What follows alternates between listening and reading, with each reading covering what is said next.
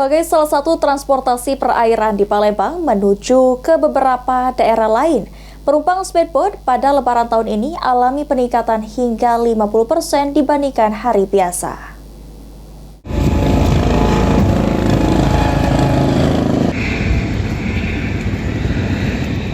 5 hari jelang Lebaran, penumpang speedboat di dermaga Sungai Musi Ampera meningkat hingga 50%. Hal ini terjadi karena semangat warga untuk kembali ke kampung halaman dan merayakan momen spesial bersama keluarga.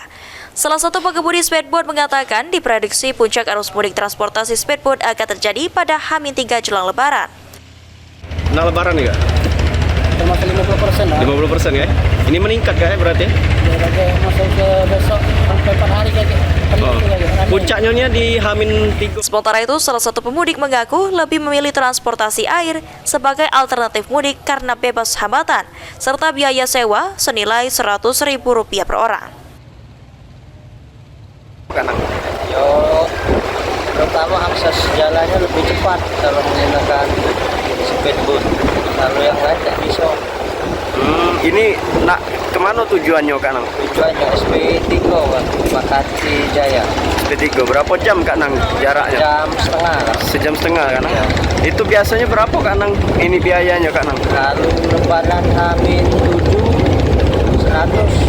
100.000 Kak Nang? Per orang. Pemudik lainnya Puspitasari mengutarakan alasan naik speedboat untuk perjalanan mudik lantaran lebih cepat menuju ke kampung halaman.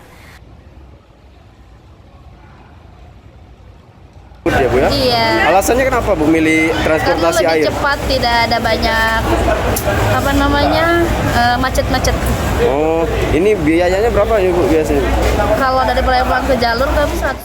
Dari keterangan pemudik, mudik dengan speedboat sudah menjadi tradisi setiap tahun bagi mereka yang pulang ke SP3 atau pulang ke jalur.